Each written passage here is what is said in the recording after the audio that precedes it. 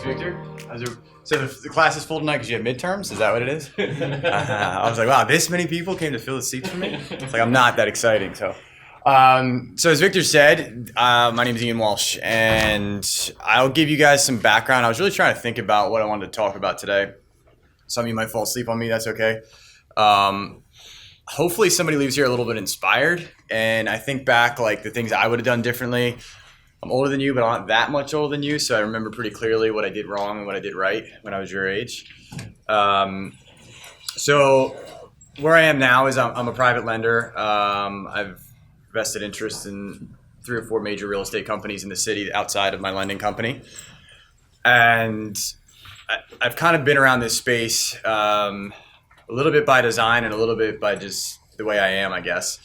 So when I was your age, what's everybody here, about 21, 20, something like that? Everybody drinks legally, right? Okay. So I probably should have done less of that back when I was a Penn State student.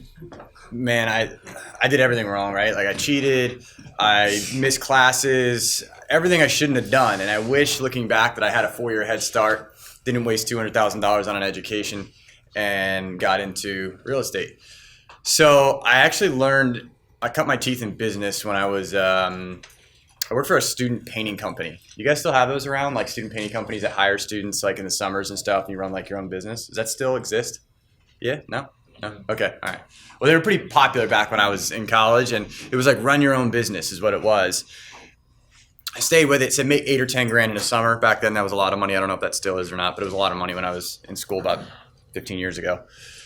And that was where I got a taste of business and working for myself. So what I want to kind of talk about today is like, you guys will all be faced with a couple different decisions when you come out of school.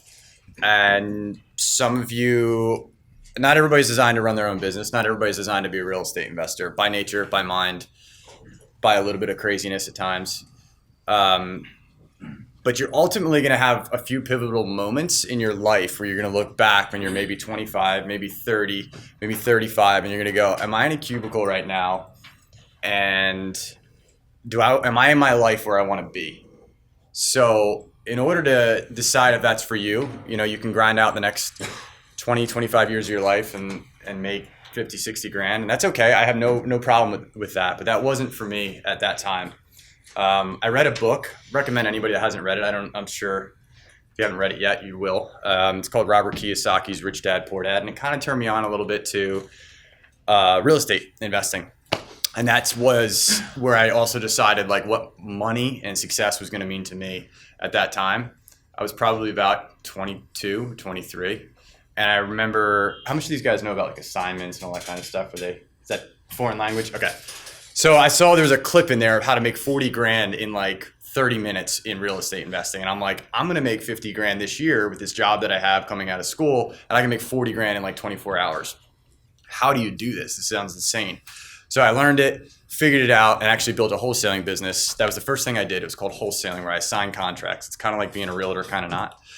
And then that led into a property management company, which I then sold and currently have a private lending company that I am active in. And the honest truth was back then that I wish I knew more about money.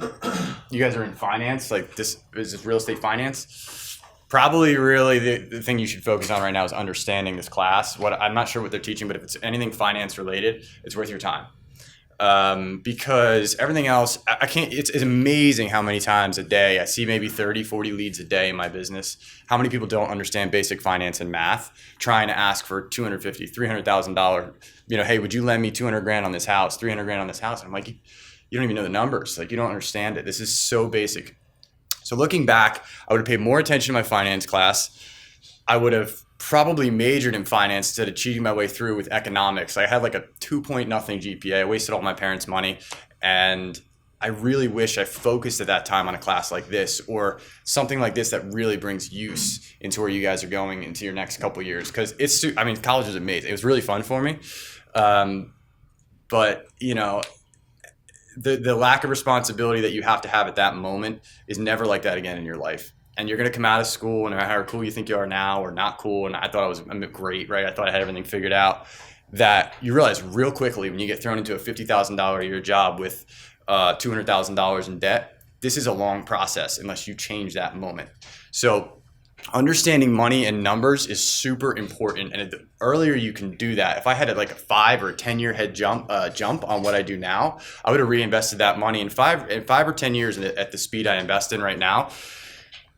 You know, if I had 100 grand, it'd be worth probably about 500 to $1 million. If I had in terms of like a 5-year head start. So what I gave up by having to learn that, and not where you guys are at your age, if you took the time to learn what you know now and got ahead of me by 5 years, that would have been worth 5 or 10 years out, an additional $500 to $1 million, $1,000 to $1 million if you had 100 grand.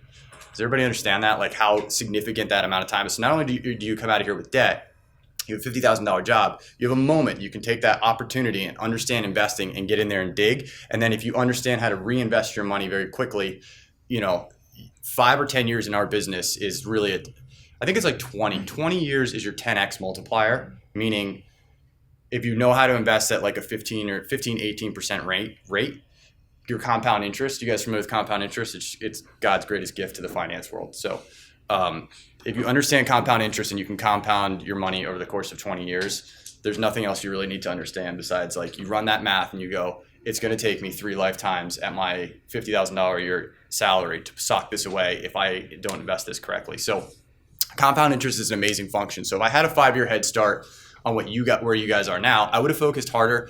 I would have not cheated. I would have gone to my classes. I would have graduated. Didn't even graduate.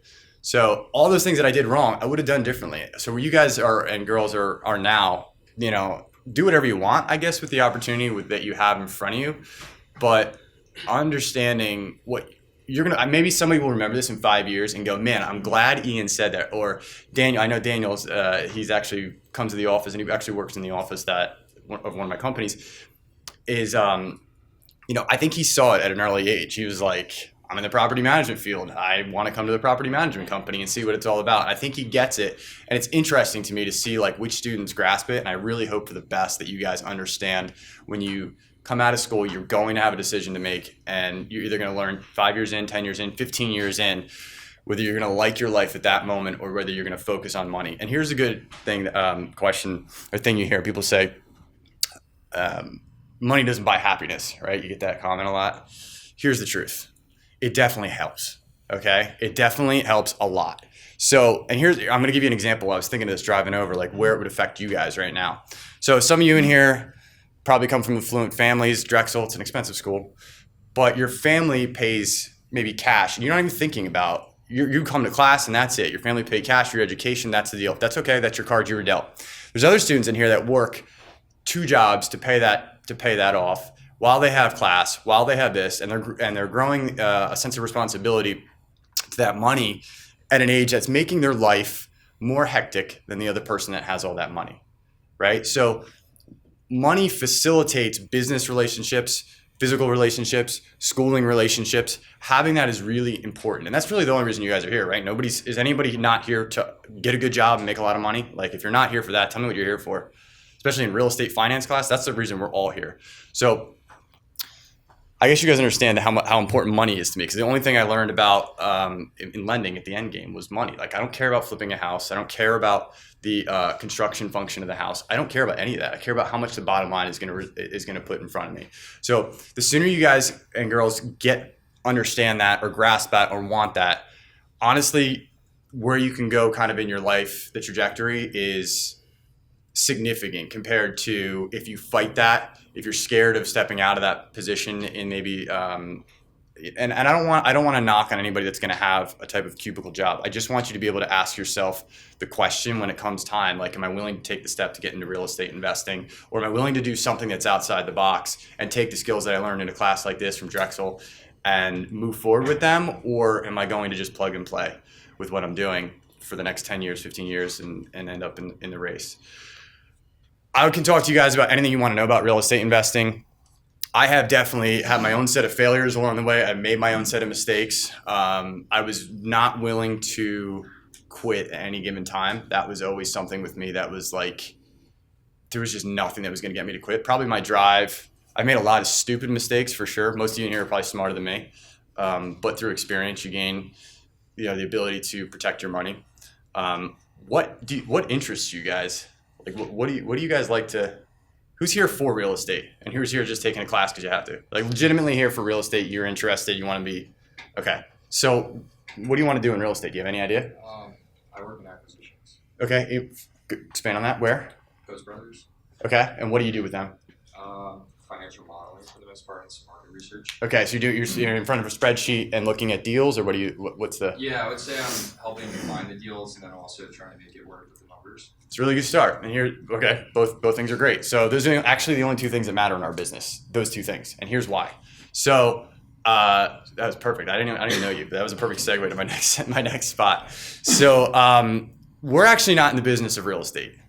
We're actually not. We're in the business of marketing, and we're in the business of money.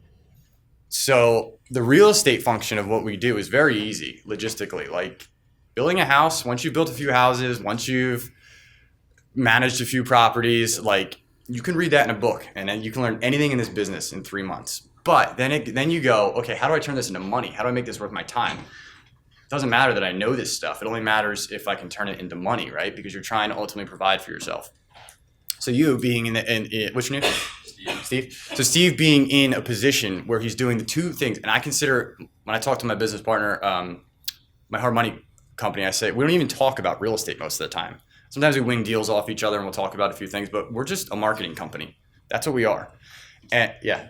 Do you guys have you put up like videos where you guys are on a whiteboard? I think I've seen that before. Probably. So you do like behind the scenes. Probably. Oh yeah. So we do fun stuff and stuff like that. But that's what we do. I mean, so we're constantly creating content. Jeremy's here, not because he wants to be here, but because I said, hey, Jeremy, you want to come down and film this? This goes up, this goes on the internet, this creates content because we're marketing. So you don't overcomplicate this business. The sooner you get yourself, the saying I always tell people in real estate is you do two things. You learn your market and you learn to market. In that order or backwards, doesn't matter. But if you understand when there's a deal in front of you, like if I said to you, look, I have a brand new Ferrari for $10, you're going to clearly know that is a deal, right? Like I got to take it. I have to jump on this. Most people in my line of work actually don't know what a deal is. They don't know when they have that $10 Ferrari in front of them. So they miss a lot of deals. That's learning your market. And that takes time. Sometimes you're like, is this a good deal? Is this a good deal? And as you cultivate your farm area that we call it, or like what your comfort zone is, you learn what a deal is. Once you've established that, now that's the numbers. That's the analysis of the numbers. Okay, is this a deal? Why does it work? I can tell you a million different ways certain deals work, certain ones don't, cash flow versus appreciation or whatever. But once you've established that, then it's like, well, I got to see more of these things. And that's the marketing. Okay, so the third class I would understand, but it doesn't really apply. The third thing I would have done better in college would have been understanding marketing. And I don't mean marketing like I want to go and learn how to do a Super Bowl ad. Right? We're backyard marketers. My market is Philadelphia. My market is New Jersey. Like, I'm not going to ever try to do an ad campaign for 1 million something people. Just not the world I'm in. I'm in the world of local investors accumulating properties, accumulating loans in a small selected space. So now that I've done the number, I understand the numbers. You probably see the same version of a deal every time. And you could probably say, if you have a spreadsheet in front of you, like, hey, this looks like a good deal based on the spreadsheet in front of. Let's go a little bit further into this. But in order to get to that point, you don't want to squeeze blood from a stone. Most investors, one of the traps they get into, as you guys have now, I assume at this point you guys have decided, okay, I love money, I love investing, and I'm going after it. So at this point, you're going to say, how do I get as many leads in front of me as I can?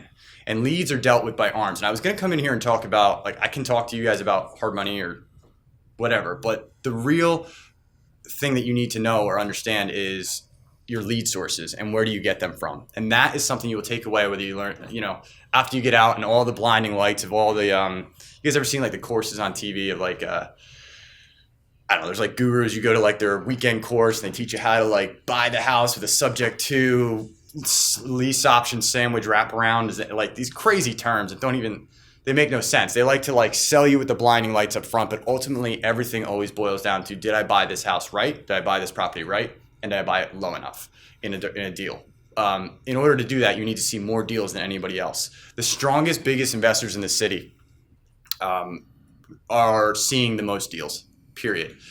And if they see the most deals, whether it's from MLS, you guys familiar with what the MLS is? It's the multiple listing service of realtors. There's deals on there. It's a totally valid resource. Sheriff sales, actually, I think the Philadelphia sheriff sales, like right here somewhere. Sheriff sales, that's foreclosure sales. That's another lead source. These are all forms of bringing deals to you so then you can get in front of the spreadsheet and then make offers on the property and buy really low. We buy at discounts. We don't buy at retail. That's not the game that we're in. If you buy at retail, you go broke. So we're actually all in the business of marketing. And nowadays, you guys are so connected. Like when I first was getting out of college, Facebook just started. And I guess that makes me sound old, but not really. It came so fast. And then like it died. I was like, Facebook is so stupid. I found it like trivial, right? I was like, likes, like what is this? This is like, it's dumb, right? I don't need somebody else's approval. And then I was like, oh, wait a minute. You can make a lot of money by using social media. And then you were asking about the whiteboard videos and stuff. Our company was ahead of most of the other social media in terms of advertising in what we do by years. We're like, whoa, we can just like become friends with a bunch of people, and it's just basically like a postcard or a piece of marketing that we're just constantly shooting out to people for free. Let's create a bunch of content. And then a couple of years later, back in like 2010 or so, everybody started in this space, started like making these videos, and it became white noise. But once upon a time, social media, and it still is, it's a very effective method of marketing, is worth understanding how to bring in lead flow. So you guys are in an interesting time because where you'll be over the next 5 years, or actually 10 years, we're still in a position in the market where you guys don't have the power yet in terms of money. You will over the next 10 years. Like my generation to your generation, this 10-year gap or 15-year gap between us will have the money. Your parents move on. The baby boomers generation is no longer making the decisions for the economy. They give you the money. Now you're the spenders of the economy and making the decisions as to where it goes. So we're in this weird space right now because people in the game right now are still marketing to baby boomers, your parents, and your parents, I guess your parents are probably baby boomers, hopefully. And what happens is their form of receiving marketing information is going to be right now is going to still be like newspapers. Like how many parents, does anybody have parents that like still watch Fox News and CNN? Like I'm sure you're like, really? We have the internet. What are you doing watching TV? That's the reality of how they receive their information. Like, but does anybody in here? Don't tell me anybody in here watches Fox or CNN. It's just nobody sits on the front of the TV, right? Like you don't. No, you don't. No, you're out. So, okay, the perfect sample. One guy out of 40, 50 people in here. It's a dying genre of how you receive your information. But at the moment, your parents, that's how they receive their information. They have the houses with equity. They have the properties that you want to buy. That's how it is. So we're in this weird transition phase, and we're acknowledging it at my company and so forth, where like, yeah, we can send mailers because your parents will still read the mail and care about what comes in the mail. They'll still read the newspaper. They'll still use traditional forms of like non-digital information. You guys are coming up on a time where I think there was like that funny Facebook video where like they told, might have been guys your age or a little bit younger than you guys, that was like showing somebody how to use, these kids didn't know how to use a phone or like a rotary phone. They like literally didn't know what it was. Like we're coming up on a time where the way that you guys receive information will be ancient to like your parents, like stuff that they use. So then marketing for what I do will have completely shifted into the digital format as far as we can see. Or however, once the generation passes its money down to you guys, and to me, I say you guys, also like my generation is right on the latter end of that, or my age group. What happens then is the way we receive and the way you market to go get those deals, it changes because the power has changed in terms of who has the financial decisions. Does everybody kind of understand? Like we're in a really interesting transition point right now. Like newspapers will die, mailers probably will die. I don't know. We'll be maybe marketing to each other in like a virtual reality world. If it's like Elon Musk, or it'll be like, what's he have, that Neuralink? Did you guys see that? Like in his thing, that thing's crazy, right? He's just going to connect everybody in the world. There you go. That's a different kind of marketing. So those are the things that we get to experience in the future. But I'm up here in a real estate class, and I'm not really even talking to you guys about real estate. And that's really important for you guys to take away from this, is that the finance end of it is huge. I'm glad it's a finance class. I didn't know what I was. I'm glad it wasn't like a construction class, because I would have just been not talking about construction the whole time. Focusing on the financial end of what you guys are doing is really important. I think asking yourself the questions, I'd ask it early on in life too. How many people are like graduating here in like Pretty soon, right? Oh, really soon. Okay. So like in about 2 years, within the next 2 years, you come out, you go get your job. Everything's a whirlwind. You're excited to get your first job. Congratulations, fantastic. Within 2 years, you start asking yourself big boy and big girl questions, and you go, "Whoa, is this what I really want to do?" Some of you, out of your own fear, will get stuck in a rut because it's just comfortable enough not to change. Some of you will be driven as hell to go after it and take the chance. One thing I'm glad I did, a regret that I don't have, and is that the longer you wait, the harder it is to take that chance in life. So I took it very young. Like in the game, I'm considered very young so I started when I was like 22 or 23, and I just took the chance. I was like, I don't have responsibilities. I don't have a kid. I don't have any. I got nothing. There's no real responsibilities yet. But when you go into like the age of 35, 40, and you go, man, I got like real bills, real responsibilities. That chance gets harder to take, to go after it and to pave your path. And right now in the office that we're in, there's some really young, talented individuals that, so I know this room probably has that kind of talent in it, where I've had some people just knock my socks. I'm like, I don't know how you're pulling that off or how you understand that, but they made a decision early in life to go after it in real estate, because there's nothing that sucks in life than being stuck in the middle. Like you're just between the two lanes, it's boring as hell.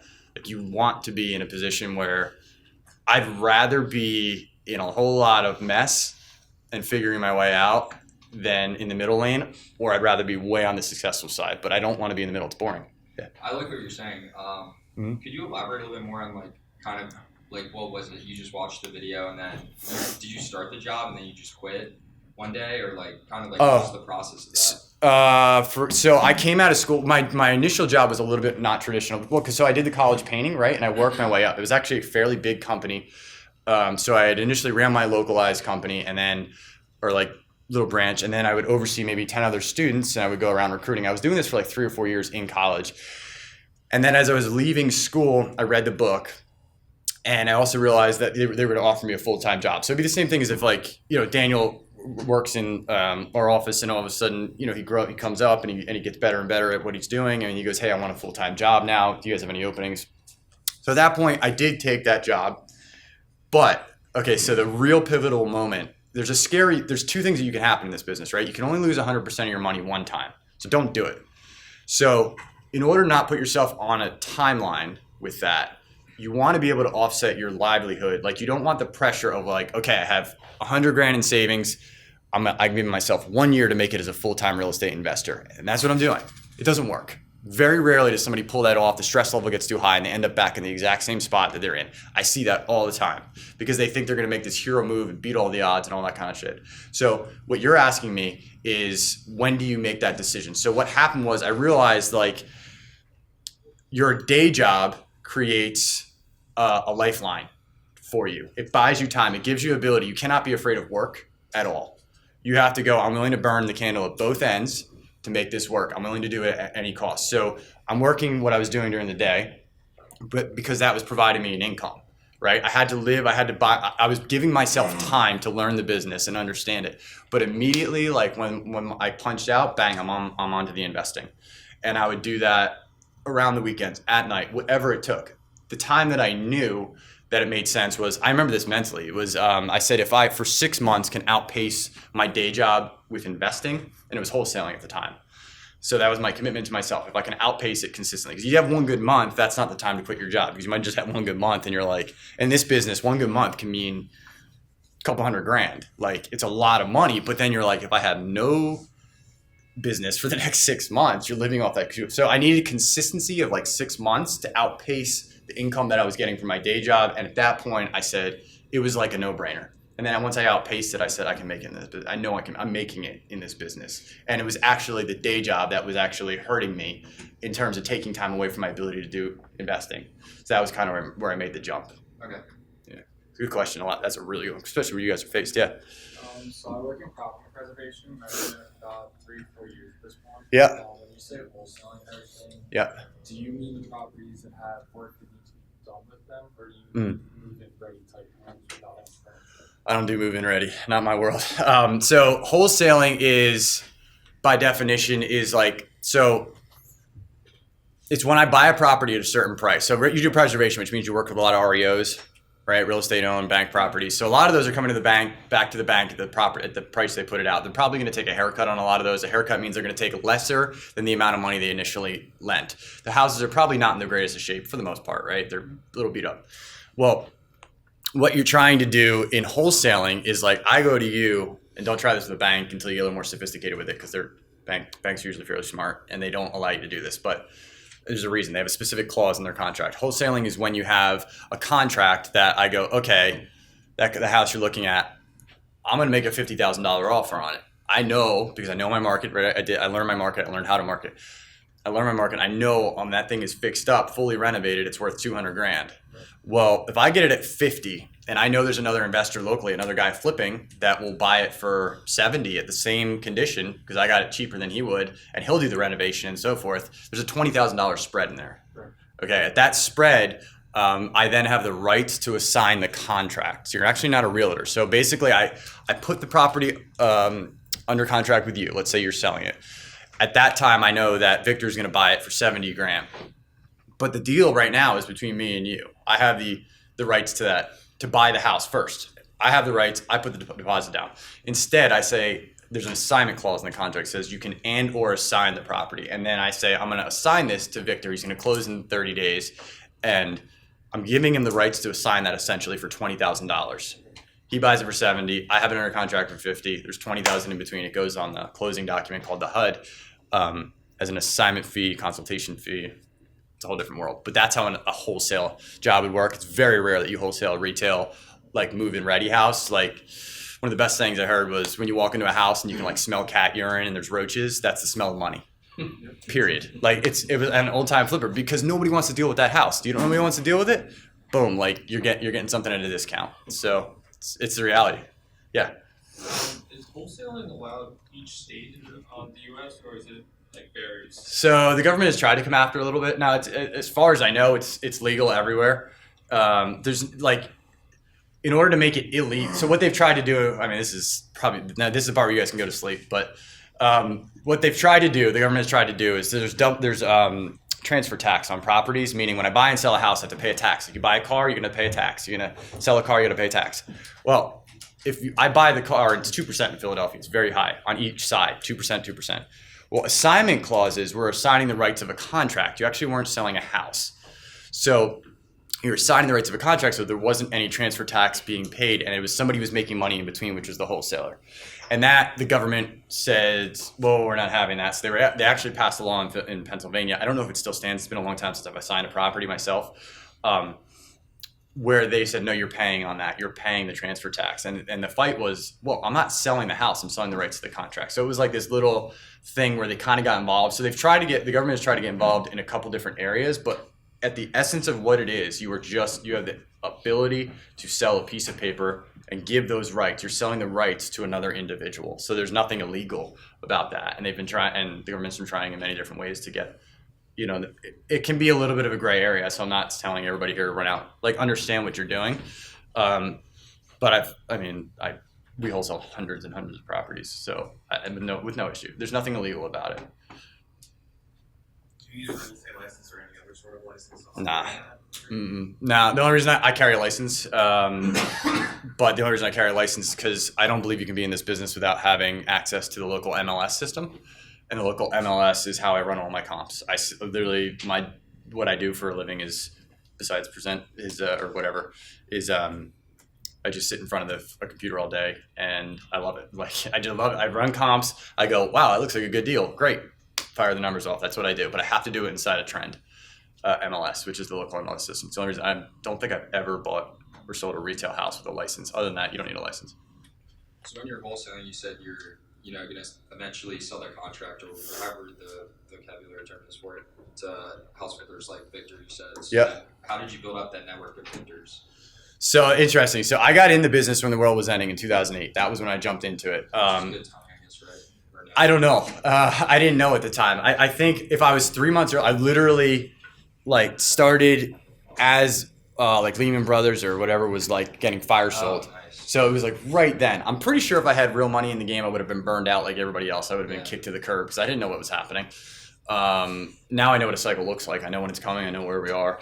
But to answer your question, so let me back up. I was just saying, like, you're eventually going to sell it to, like you said, Victor, or like some type of house flipper. How did you build that network? Because I understand eventually how you build a network. So when I originally get those guys. That's a good deal sells itself. I always say that. I always say a good deal sells itself. But back then, like what happened was when the world was ending, all the money was pulled off the streets by banks. Banks were like, I'm out.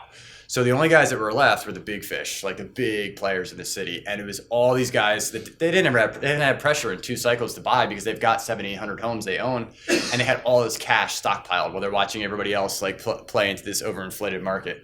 Well, market crashes, money goes away. I'm deciding I'm going to start wholesaling and make all this money. And all of a sudden I realize the only people left are the strongest players in this game. So I learned how to underwrite deals, how to assess a deal by guys that were just like, they've been in the cycle for 2 or 3 cycles because they've survived 2 or 3 cycles because they're like, this is a deal. These are the numbers I buy at. You don't like it?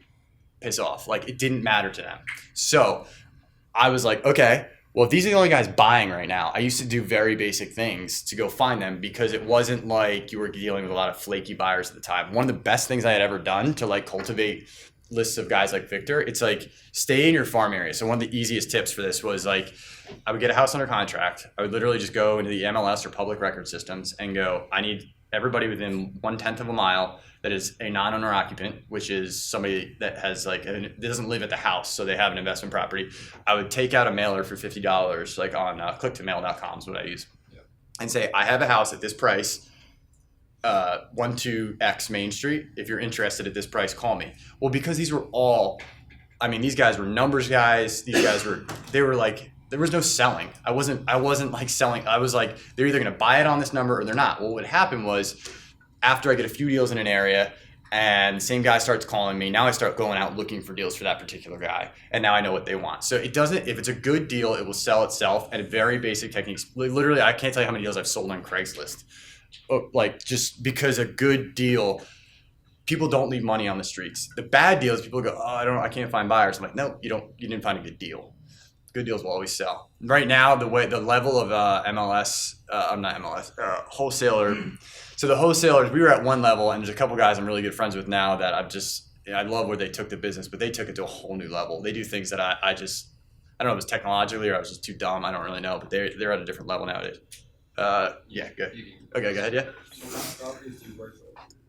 My niche, or like what I know really well, is residential. Like call it 1 to 4 family. I've done like 100-unit buildings and stuff, but very residential for me, because that's what I know. I don't know the commercial as well. I've definitely done quite a few commercial deals, but like the numbers have to work at a very comfort risk level. I'm all about risk tolerance.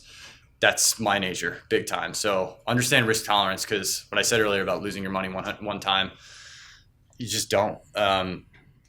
You cannot get knocked out of this game. The only way you preserve yourself in it is by not losing all your money. So what I understand and know is residential. If it's a commercial deal and I'm like, we call it LTV. I guess the best way to say it is like, if I'm not sure about it, but I know there's something there just from being in it, I'll take a very, very, very conservative position against it. And if the person wants to do it, so be it. But that's just kind of my niche. I'm around a lot of people that do a lot of different things, but that's what I do. Yeah. So through wholesaling, you probably, obviously you developed like really good acquisition talents with like finding deals, underwriting deals, and then you got into property management. So asset management. Mm-hmm. Do you know how to do it? Do you invest personally at all with that? Mm-hmm. What are you doing for that? Are you just doing the same stuff? A lot of my residential or I stay with what I know. Family. Yeah, stay with what I know. One thing I've learned about money and real estate investing is don't get cute. Like, just there's one reason you're in there. It's to make money, right? So like I stay with what I know. I always like when I see like a deal where somebody's like, they want it. So a comparable sale, you guys familiar with what a comparable sale is? A comparable is like an equal valued house. If you're trying to flip a house, you go, okay, this house sold for 150. If I'm trying to bring it to 150 and they're like, well, I'm going to do this. I'm going to add a back porch. I'm going to do this and this. I'm like, the only number you're certain of right now is this comp next door. Literally go into their house with a skew gun and take whatever is in there from Home Depot or whatever the hell they used and put it in your house. That's it. Do not think the pink paint's going to be cool because you think it's cool. Do not do any of that. And as soon as you do that, you're risking money. So I just stay with what I know, and it's all financial stuff in terms of like, I mean, I've got my money spread over businesses and stock market and stuff like that, but like I know certain stocks really well. Like I know certain markets very well, or I know the businesses that I have my money in are either property management, lending. I don't have my money in a wholesale company. I'd love to invest with a guy that's probably going to watch this, but it's things I know. Like if you said to me, hey, do you want to invest in this hotel? Or like I've had people ask me, do you want to invest in like, it seems like a home run deal. And I go, I just don't, that's not 100% bet on my money. And if I don't know it, it might be a great deal. I have to pass. So the answer to your question is yes, but I very much stick to what I know or understand. Yes. In the short term, what do you see your biggest risk in the industry? Like market-wide? We're at the top of the market. So the biggest risk right now is buying too high is bigger risk right now for sure than after 2008. And a lot of people are going to get hurt within the next 2 years. So, or sooner. I think it's sooner. I really think it's sooner. I think what's happening right now, I mean, this is a whole different class. I'm not going to go into it too much, but so there's something happening in the market. You have political unrest, like to a level that you guys have definitely never seen. I've never seen, matched against a market that's finally starting to find its top. Like the volatility is insane where the markets are in the stock markets and the world markets are like something is happening right now and it's not quite being acknowledged. And that's kind of what happened in 2008. The whole point of the top of a market is to trap everybody. It's not designed to let everybody out safely. It's a matter of shifting wealth. So if you're going to trap somebody's money, which is what it is, if you're going to trap their money, you're not going to give everybody a warning. But there are signs right now that are similar to 2008 in a different way. I don't really think it's going to happen in our market. So 2008, we had the mortgage crisis, was the world crisis that was also real estate. So we had like a double down against us. Whereas like I think the next thing we run into, honestly, it'll be something interconnected in the world. We have technology that is at a level that was never before. So like China could easily do something right now. I don't know where they took trade wars and stuff, right? Like so, but they could do something where they just go, we're just going to buy everything up, and now your dollar is now worth 100th of what it was worth overnight, right? You have something like that happen. You go, what just happened? And the whole world didn't see it coming. So I do think right now, I mean, it doesn't stop me from doing deals. I still do a lot of business, but I look at my positions and say, am I insulated at a level beyond anybody else? I have to be more insulated than anybody around me because I go, look, if my numbers fail, everybody's screwed. That's the best position I can put myself in. But yeah, we're at the top of the market, so I wouldn't run out and try to buy the first house you see. I do your due diligence, make offers, know your market really well. It's more important now to know your market really well because when that happens, you lose all the value instantly on the property. Hard money bankers, are you guys doing bridge loans? Like, yeah. Okay. I do all kinds of stuff. If I get my head around the deal and I can get into first position, I mean, my traditional loan is like, so the traditional private loan I do is like a fix and flip or something like you're buying, fixing, flipping. But I do a lot where it's like buy, fix, and they refi and it's out. Or like, you know, I had one that was like 100 units in New Jersey that they were being foreclosed on. It was an association. It was just, so I had to bridge their tax sale. So, but I understood individually each house, what it was worth to me. So as long as it's a good deal, honestly, like it's a good residential deal I can get my head around, I will find a way to apply money to it. If it's not, I'll just say, hey, pass. And, you know, I'll just be open about that. Yeah. Well, follow up on that. Did you get into that just to diversify, you know, were you interested in it, or did you see it as more lucrative? Like, honestly, so one of the things I guess, and you guys will definitely understand as you, especially in this business, is like, so time is the most valuable asset you have. It's not money. It's actually time. And money buys you the ability to leverage your time. So meaning my $10 can get 10 people to do this job that I don't have to do. Like it's a pretty amazing thing what money can do in that capacity. So we're actually not after money, even though I just went on this whole rant about money. You're actually after the most precious commodity, which is time. So I learned that lending is a very good leverage of time. Much riskier than other levels of investing if you don't really truly know yourself in the market, because it's very easy to just deploy capital. Like we deploy maybe like $40 million a year. We could easily double that tomorrow without even batting an eye. and then I'd be risking money just out of my own greed. We don't do it. It's very important to understand yourself. So initially, wholesaling allowed me to go into understand underwriting. Actually, I learned everything I know today. I could credit probably from wholesaling. Wholesaling was then steamrolled from the volatility. I was 23. You'd have 1 month you make $100,000. The next month you make $2,000, and it was really hard for me and my partner to understand the stability of it. And we were just learning how to really structure and run a business, and we were also spending $30,000 or $40,000 a month on marketing. So that was hard to balance. And at that time, then I said, man, we got to stabilize this. We should start a property management company. It can't be that hard, right? Next thing we know, it's taking all of our time, and I'm learning it, building it, and all of a sudden we were one of the bigger management companies in the city, and we sold it to where Daniel is now, which is TCS Management. Yeah. So that was how it came to be. In the interim, I had two silent partners that were building hard money bankers in Maryland, in Atlas Property Management. So as we sold that, I was like, well, what do I do now? And so he said, let's deploy capital up here. Okay. And it just kind of went into that end of it. It's not for everybody. It's really, unless you love money, it's super boring. There's nothing exciting about what I do. Like, it is the least exciting part of this business. If you need like a thrill, you want to do a deal, you want to go to the sheriff's sale, all that stuff, this ain't for you. Like, this is like as close to number crunching as you get. I just, my business rush is creating money. So, I don't know. This is a different presentation I've ever done. Have you ever had a loan that the person defaulted? Not once. I have a perfect record. No, I'm kidding. What's your Definitely. percentage of like ones you accept compared to rejection? 30-1. So. Okay, so for every 30. Okay. Mm-hmm. Yeah, I fund every one of them, just not deals. Yeah, we've had loans default. I mean, it's very low. It's actually lower than a standard bank. We do a really good, so we like to pat ourselves on the back with our underwriting. So I underwrite up here, meaning I analyze the deals up here. My partner, Jay, underwrites them in Maryland. And it's less than a bank. So less than 1% of the deals truly go into a state of foreclosure with us. A lot of people are like, oh, hard money lending, you want a loan to own or this, you want to take, I'm like, no. Like, it is a messy process. The best thing we can do here is just get me my money back, sell your house, and I can turn the money over again. I do not want to own your house. So it's a very low process because we're very tight with our underwriting.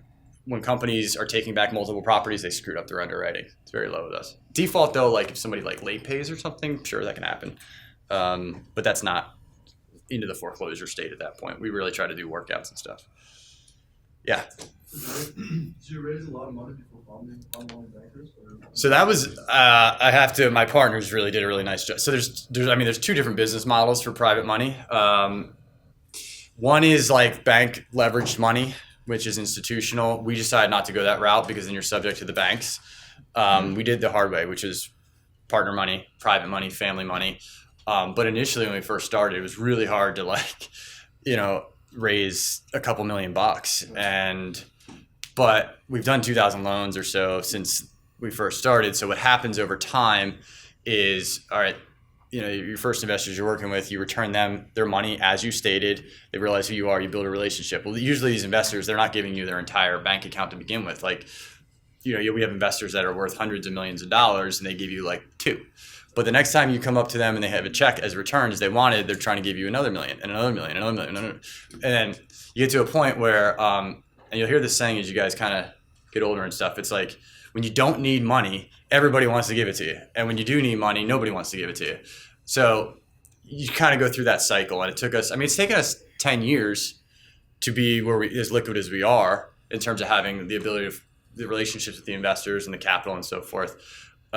We did not take the avenue of bank financing where basically what happens is as a lender, you go, oh, I have $1 million.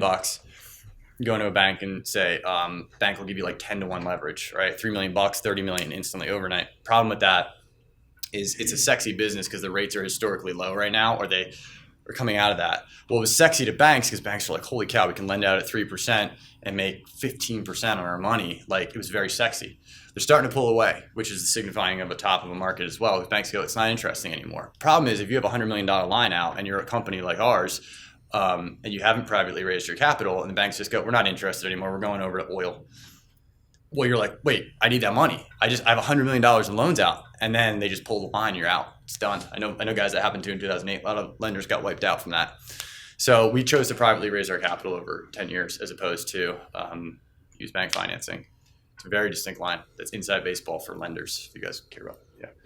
Are your partners that were doing the hard money bankers in like Maryland, you said, and wherever else, are those like Penn State guys that you know, or how'd you meet them? Nah, it's funny you asked that. So my very first partner, I was literally wholesaling in Burlington, New Jersey. It's like right across over the bridge. So I was like, all right, I know how to wholesale. Then I outgrew that in like, I don't know, like a month. Like it was a small area. I was like, I gotta go into Philly. So I went into Philly and saw one of those signs on the. I was like, I gotta learn who's here, what the players are. It was one like first sign I saw. It said like, I'm wholesaling houses. Like, cool. I'll call him, see what he's doing. Guy calls me up and goes, hey, you want to meet? I was like, okay. So we go to a diner. I'm like, what are you doing? And we just started talking. I was like, hey, that makes sense. And he's like, want to be partners? I shook his hand. I still haven't signed a document to him to this day. And I was like, that was it. We walked away as partners. Well, his two friends, he's from Maryland. He's a University of Maryland student. Josh. Yeah. So Josh was, he's a wrestler at Maryland, and his two friends, Jay and Chris, were, this is how I know Jay and Chris, and they went to like Maryland. So it was just like happenstance that worked out that way. And they were in the mortgage industry. We were wholesaling, building two businesses, and yeah, partnerships are, I would say contracts are just like a formality. If you're in a partnership is a whole different class. I've got a very good education on partnerships. It's like a marriage. It's just a formality. If you need a contract to keep you together, you have bigger problems in that contract. What else? Are we gonna ace that midterm? Who's doing stuff like who's moving in the direction of like, what are you doing when you guys get out of here? Where are you guys headed with real estate or not real estate or whatever? I mean, I know you're obviously got a pretty good trajectory. Daniel, I know you. A couple guys raise their hand. What are you doing? So in all of New Jersey, I do property preservation and evictions, flipping, all those things. All the way to sell. What company? It's City to Shore Property Group. What's the name? City to Shore Property Group. City to Shore Property Group. I know quite a few preservation companies we bumped into. So it's like its own beast. It's its own. So like that whole world is. A lot of people don't even know it exists, and it manages. I mean, tons of properties. Yeah, I know that world. It's a good lesson because you could transfer over to property management very fast and understanding how the processes work from key changes to evictions, all that stuff. Like, it's good to know that. It's very good to know that. If you're staying in this industry, it's very good to know that. It translates well. What else are you guys doing? Let's do some fun. What are you doing? I'm working in property management of small strip centers with my grandfather. Oh, nice. My dad is in the telecommunications industry. Okay. And currently, like Verizon, AT&T, all those companies would pay to put big systems in big buildings. But data demand is becoming such a big thing where now it's going to be on the heads of property managers and developers to pay for the systems to put in the buildings. So basically what I'm doing is outreaching and connecting and educating property managers and developers on what's happening and how they can prepare. So they'll have the financial responsibility to make sure the data is available? Because that is good cellular coverage is now the top 3 amenity over pools, gyms, whatever. Like, people are not going to move in here. I believe that. I wouldn't move somewhere if I didn't have it. You don't have cellular coverage. And there's this big wave coming where their buildings could be totally obsolete in terms of cellular coverage if they don't start to spend the money in capital expenditure. Sure, you could devalue a building. You could devalue a building. Yeah, exactly. Yeah. If I like, if you say you have a building full of attorneys that can't make phone calls, they're not paying $3,000 a month for a cell phone call they can't make. No way. I get it. Like, especially the high rises in Philly. That's an so those are the areas of the industry. There's things that are going to happen over the next 10 years that I don't know what's happening, but these are the kind of technological things that you guys get to experience that didn't exist, or these are just happening now. The needs of technological stuff like this. So that's very cool. That's a cool industry. And I bet that's going to boom. Yeah. Well, since you're, you know a lot about residential, where do you see like these millennials going? Are they going to be? You think? Is there a rise in buying houses or? So a lot of millennials right now are renting. One, homeownership was like in the 50s. It was like white picket fence. I got to own a house. But frankly, your parents found out pretty quickly, to some extent, that the people making the money were the banks. Nothing wrong with that. But the reality was, like, you're paying interest for 10 years anyway. So like, you're not even touching that principal. It was this whole facade made up. So I think your generation and you got much more transient, like much more like willing to travel, the ability to travel is faster. So I think I think you're going to see a lot more renting. I think you see a lot more movement into the cities. I think you see a lot more minimalistic living. I don't think everybody needs McMansions. So then, what do you see the effects with the housing market? Do you see like more people taking out like FHA loans because of that, or what? No, FHA is always just kind of its own cycle. They loosen the reins and they tighten the reins according to like how fluid the markets are. Like so I know another thing that was like getting closer to a top. They're getting into no money down FHA again. I'm like, oh, like that's a bad sign. So no money down means no responsibility, no financial responsibility. We saw this in 2008. So like that always fluctuates with the cycle.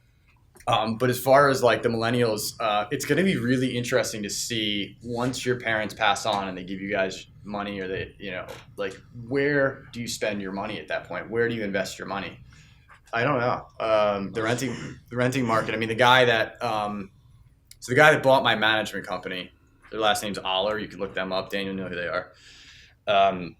His father owns, and they're right here in Philadelphia. They're based in Philadelphia.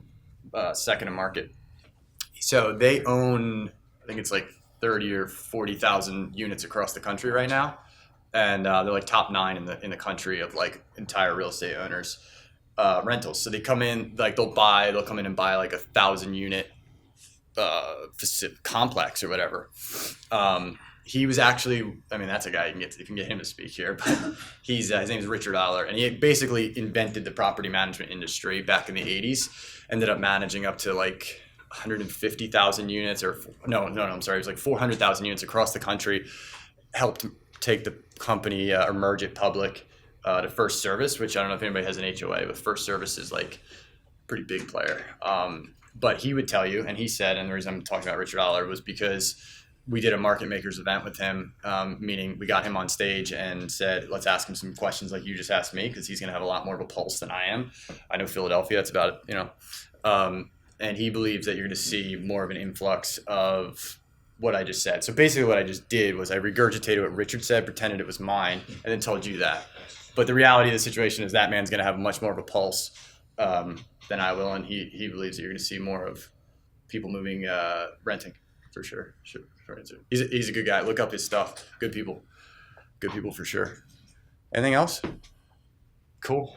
Enjoy your midterm. Thanks for having me. Appreciate it, man.